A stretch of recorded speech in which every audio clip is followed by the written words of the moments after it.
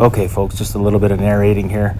So this is a section that I think they call it fire smart. So this was all solid bush, but because it's close to town, they come in here and they thin it out. And actually, it kind of makes for a nice forest. It's pretty cool. Sometimes I'm back in here and hiking and whatnot, or whatever I'm doing, cutting firewood, and you'll see the deer come up on you. If you watch some of my older videos in the winter, you'll see where the deer are just walking in behind here and stuff. So kind of makes for a nice forest, but just thought I'd share.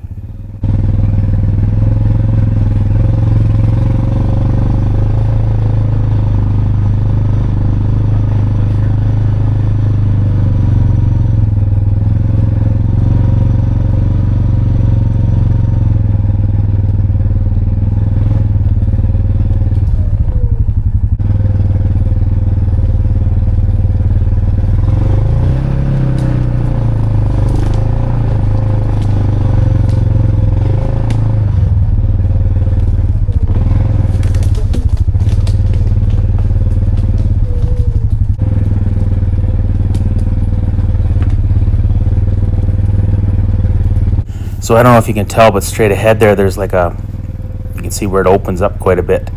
There's a pipeline that goes right through there. So after the crews came in and they thinned this area all out, and because of the pipeline, a lot of the trees right here blow down, like a ton of them. Like this whole area you see, I've been cleaning this up for the last 4 years, I would say. Like there's just a ridiculous amount of firewood in there, And so anyways, I just go in and take down the trees that have blown over. There's no need taking dead standing trees, because why bother when you can clean up the forest floor, and I leave lots of branches and stuff behind for the the ecosystem and the birds and the bugs, and everything's thriving out here. Like it's pretty neat to see. You see the deer. Lately we've had a cougar that's been ripping around town. They're trying to catch it now, it's taking down deer close to town, but yeah, it's just like when they come in and thin the forest, it's nice. It's not a forest fire, a forest fire is the most natural thing, but it's the next best thing. It creates employment for the guys doing the thinning. The people in town don't have to worry about the town burning down, or the risk is so much lower. Guys like me can go out and take what's remaining for firewood. The animals love it because they can actually walk through the forest pretty easily, and they can see predators, and like for the deer and stuff like that, they can see the predators maybe a little bit easier, or they can run away a little better. I don't know. It just seems like it's really thriving in here now. All kinds of birds going crazy. It's like a scene out of Ace Ventura, but anyway, you can see some of the little trails and stuff. These are all, nobody comes back in here, or nobody did come back in here until I started coming to this area, but usually people are pretty good. They stay away from other people's firewood spots, and kind of the unwritten rule, you just pick your own area, but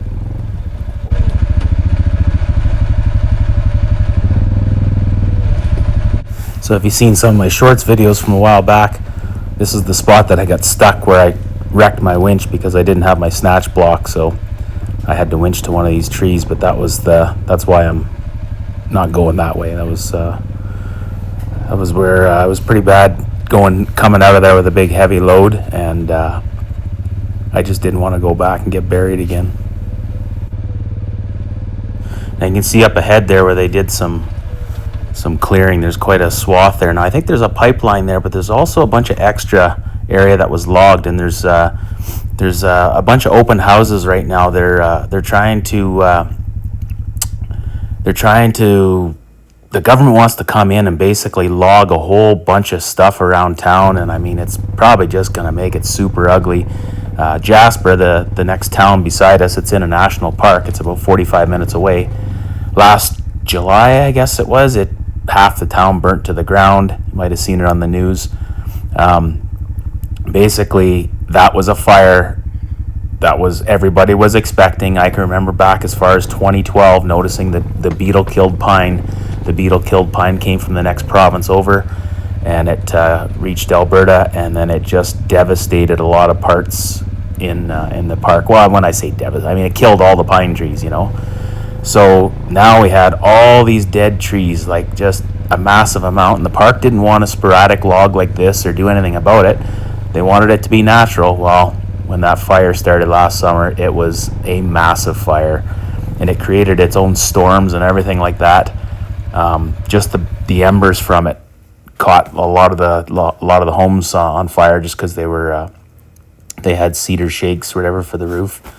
And so anyways, it was honestly, it looked like Hiroshima. Like, if you've seen videos of that place, that's exactly what this town looked like, or parts of it, after the fire swept through. So now the government's trying to say that they want to go and log all this area around my town, and we've already got tons of logging here. Like, I mean, honestly, I don't think we need to do this extra fire guard, but that's what the meetings are going to be for, to see what people have to say. Okay, I don't know where the other video went that I was talking about, but I was telling about a time when I ran into a fellow in the bush. He actually was an old customer of mine. He's the guy, I think, that did the thinning in this area years back. But anyway, he had I think it was an MS, I think it's a 262, I can't remember, or 260C or whatever it is that still has. It's a pro saw. And anyway, he was cutting with it, and I was cutting way faster with my MS250. So that's what I'm talking about, because this saw here is the clone to the MS250. And so that's what I was talking about in the video that I lost that was before this one. Okay, camera died. I haven't figured this thing out. I literally just got it.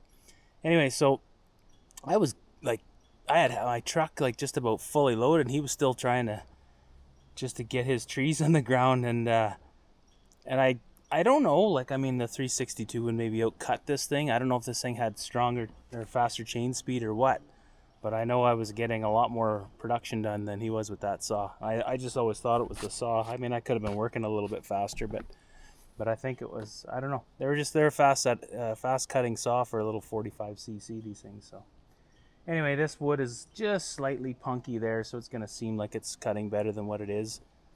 But we'll see as we get farther down. This is still fine for firewood. It's, I don't drop any trees unless I have to. There's a whole pile of them around here. Like, there's just like 10, 20 winters worth of firewood here. So anyway, I'm going to clean up the forest, and getting rid of these will allow the new trees to grow.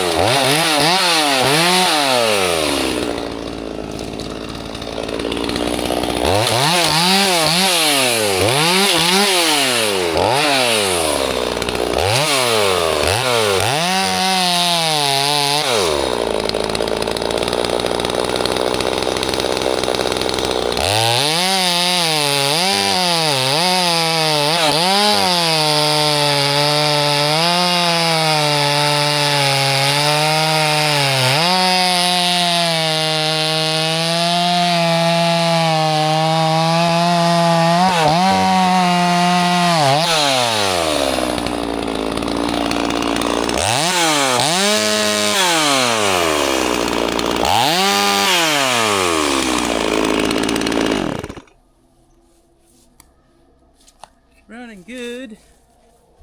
I'll reposition this camera here. These guys must be looking for me. They're keep hearing them, but they're not going anywhere.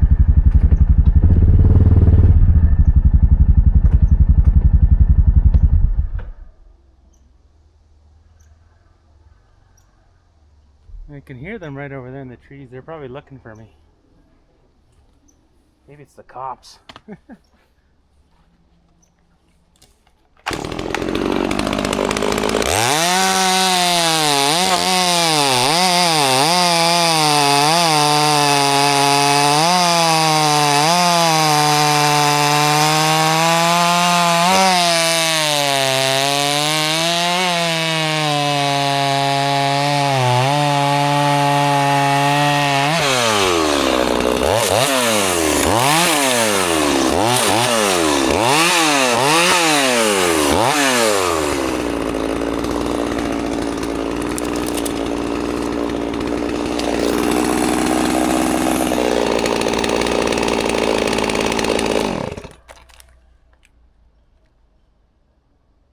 Running really good today. You see me? Yeah, you can see me.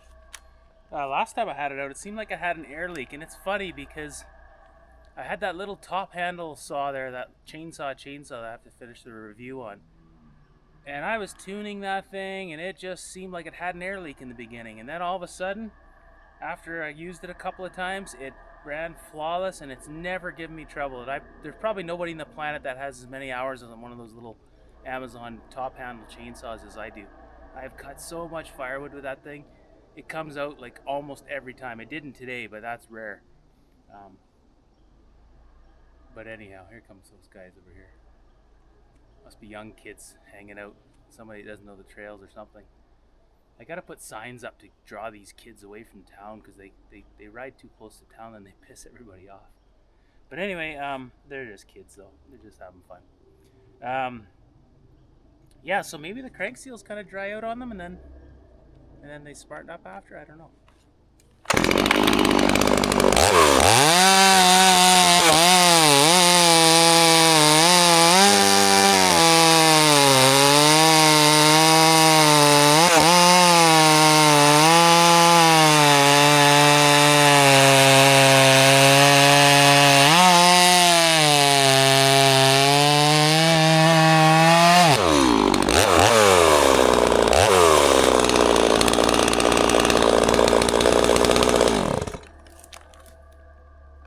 See my cap's leaking.